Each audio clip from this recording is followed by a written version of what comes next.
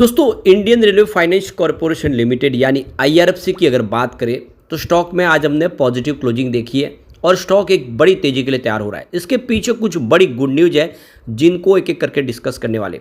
यह रेलवे का शेयर आने वाले समय में 4 डिजिट में भी जा सकता है। इसके पीछे की जो संभावना उसको समझेंगे। आने वाला जो पीरियड है वो बिल्कुल रेलवे सेक्टर के लिए एक बहुत ज़बरदस्त पीरियड साबित होने वाला है और इसके पीछे कुछ वजह जिसको समझने वाले हैं। इसके अलावा अगर हम रेल विकास निगम लिमिटेड की बात करें यानी आरवीएनएल की, तो इस स्टॉक के लिए तो बहुत ही ज़बरदस्त पीरियड शुरू हो चुका है। एक के बाद एक बहुत सारे ऑर्डर मिल रहे और जिस तरह से कंपनी का कारोबार बढ़ रहा है उसको लेकर ब्रोकेज हाउस बहुत ज़्यादा बुलिश है। अलग अलग ब्रोकेज हाउस ने ज़बरदस्त टारगेट दिए। तो यहाँ पे इन दोनों स्टॉक को अच्छे से समझेंगे और जानने की कोशिश करेंगे क्या रेलवे के इन दो स्टॉक में दाव लगाना चाहिए। लेकिन फ्रेंड उससे पहले अगर आप पहली बार हमारे चैनल पे आए तो चैनल को सब्सक्राइब कर दीजिए, एक बेल आइकॉन दबा दीजिए ताकि जब भी नया वीडियो बने पहला नोटिफिकेशन आपको मिले। वीडियो पसंद आए तो लाइक से जरूर कीजिए। चलो फ्रेंड्स वीडियो स्टार्ट करते हैं। मैं हूँ आपका दोस्त एसबी दवे और हमारे अपने चैनल ऑनलाइन कमाई में आपका बहुत बहुत स्वागत है। तो सबसे पहले आईआरएफसी की बात कर ले तो आज 177 पर क्लोजिंग थी। 0.88% की तेज़ी देखने को मिली। अब आप ये देख सकते हो कि स्टॉक इस लेवल पे काफ़ी अच्छा लग रहा है। निचले लेवल से करेक्शन भी इसमें हो चुका है और फिर से तेज़ी से दौड़ने को तैयार हो चुका है। अब इसकी परफॉर्मेंस देखें तो पिछले 3 सालों में जब से इसका आईपीओ उसके बाद में इसने 626% का बम्पर रिटर्न दिया है, यानी एक बड़ा मल्टीबैगर साबित हुआ है। सिर्फ एक साल की बात करें तो स्टॉक ने 437% का ज़बरदस्त रिटर्न दिया लोगों को, यानी पिछले एक साल में ही 4 गुना से ज़्यादा का रिटर्न ऑलरेडी स्टॉक ने दे दिया है।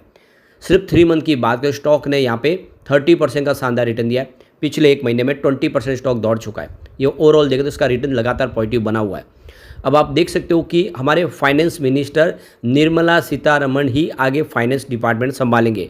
तो मोदी 3.0 नई जो गवर्नमेंट है उसमें जो बड़े बड़े आप देखें तो जो डिपार्टमेंट थे सरकार ने वो बदलाव नहीं किया है। तो बिल्कुल वही फाइनेंस मिनिस्टर है, यानी जो नीति अब लागू की गई थी वो आगे बढ़ने वाली है। जो रेलवे के लिए खर्च होने वाला था वो आगे भी होने वाला है। तो ये आप देख सकते हो चाहे आईआरएफसी हो, आरवीएनएल, आईआरसीटीसी या फिर bank of Baroda, Canara bank, Coal India, Union Bank of India, IOC, इनमें तेज़ी का दौर आगे भी जारी रह सकता है क्योंकि वही नीतियाँ आगे बढ़ेगी।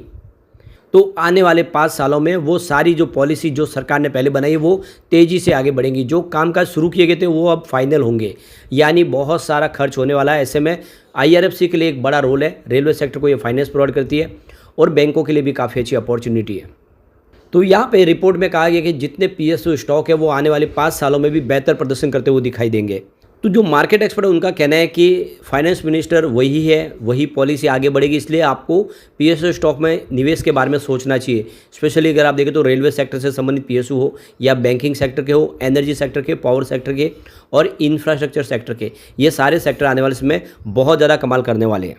तो यहाँ पे प्रॉफिट मार्ट सिक्योरिटीज़ के अविनाश गोरासकर का कहना है कि निर्मला सीतारमण के पास फाइनेंस मिनिस्ट्री आने से आने वाले समय में तेज़ी से इंफ्रास्ट्रक्चर के प्रोजेक्ट आगे बढ़ेंगे।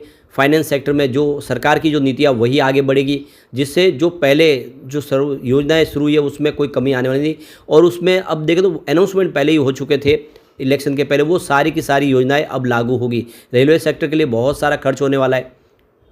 पिछली बार भले ही वो सारे के सारे पीएसयू स्टॉक ने बेहतर प्रदर्शन किया हो, लेकिन आने वाले समय भी ये जो उनका जो रिटर्न देने का जो सिलसिला वो आगे भी जारी रहेगा।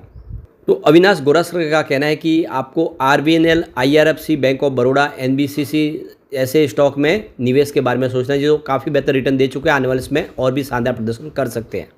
दूसरी तरफ बासव कैपिटल के संदीप पांडे का कहना है कि पीएसयू स्टॉक में जो तेज़ी का दौर शुरू हुआ था पिछले दिनों वो आगे भी जारी रहेगा, क्योंकि जो फाइनेंस मिनिस्ट्री है वो निर्मला सीतारमण के पास ही है और ऐसे में जो सरकार की मंशा बिल्कुल साफ है।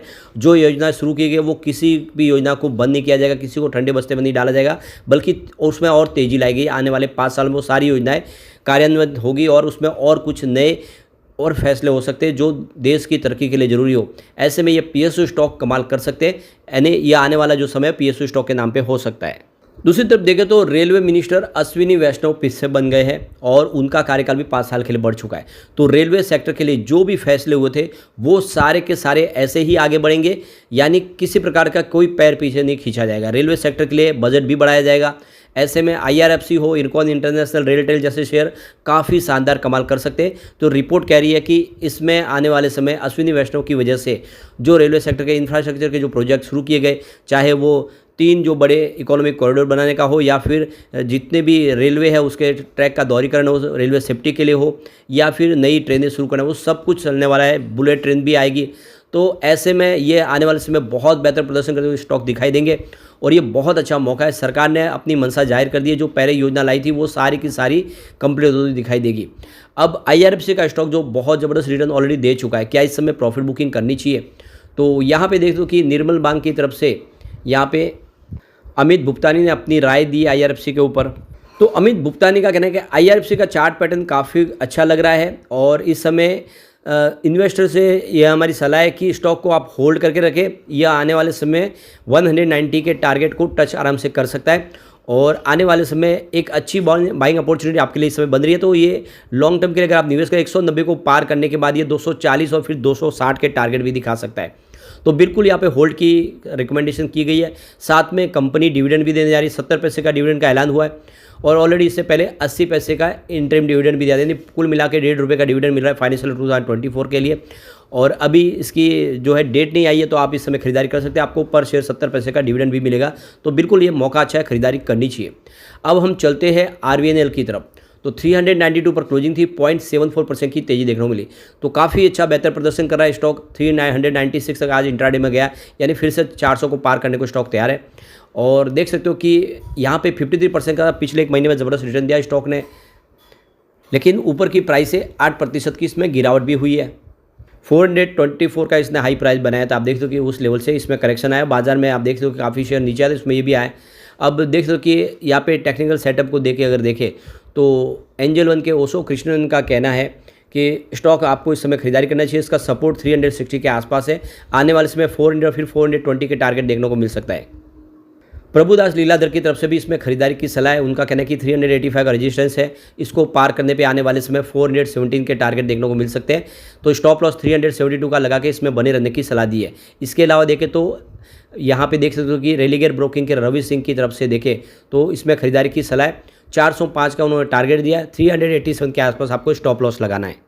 दूसरी तरफ देखें तो यहाँ पे आनंद राठी के जिगर एस पटेल की तरफ से भी स्टॉक के अंदर खरीदारी की सलाह। उनका कहना है कि 380 का एक सपोर्ट है, रजिस्टेंस 400 के आसपास है और एक बार 400 को पार कर ले तो फिर 420 तक स्टॉक जाएगा। आने वाले समय निकट भविष्य में 370 से 435 की रेंज देखने को मिल सकती है। तो कुल मिला के जितने भी ब्रोकेज हाउस है वो बहुत ज़्यादा बुलिश है और इसके पीछे वजह है लगातार मिलने वाले ऑर्डर। हर 2 दिन में कंपनी को ऑर्डर मिल रहा है। अब आप देख सकते हो कि इनको लेटेस्ट अगर आप ऑर्डर देखें तो यहाँ पे कंपनी को सेंट्रल रेलवे की तरफ से देखें तो 138 करोड़ का ऑर्डर मिला है और ये 24 महीने में कंपनी कंप्लीट करेगी। इसके अलावा RVNL ने सीमेंस के साथ में पार्टनरशिप करके यहाँ पे एक LOA प्राप्त किया जिसमें बेंगलोर मेट्रो रेल कॉर्पोरेशन का ये प्रोजेक्ट कंपनी कंप्लीट करेगी। और ये देख सकते हो 394 करोड़ का ये पूरा प्रोजेक्ट है जिसमें 70% की पार्टनरशिप सीमेंस की है और 30% की पार्टनरशिप देख दो RVNL की। यानी बहुत सारे जॉइंट वेंचर्स कंपनी ने बनाए जिसके माध्यम से लगातार इनका बिजनेस बढ़ रहा है। इसके अलावा कंपनी को देख सकते हो कि यहाँ पे NTPC की तरफ से 495 करोड़ का ऑर्डर मिला है। ईस्टर्न रेलवे की तरफ से 391 करोड़ का ऑर्डर मिला है। यानी पिछले एक महीने में देखें तो ऑर्डर की लाइन लग चुकी है। ऑर्डर बुक लगातार बढ़ रही है और ऐसे में स्टॉक आने वाले समय मल्टी बैगर बन सकता है। तो दाव लगाने का सही मौका ये। लेकिन फ्रेंड, कोई भी इन्वेस्टमेंट करने से पहले अपने फाइनेंशियल एडवाइजर्स बड़े ले ले या अपना खुद का रिसर्च करें, क्योंकि मैंने वीडियो आपके एजुकेशनल पर्पज़ के लिए ही बनाया। वीडियो पसंद आए तो लाइक से जरूर कीजिए और चैनल को सब्सक्राइब कर दीजिए। Thank you friends.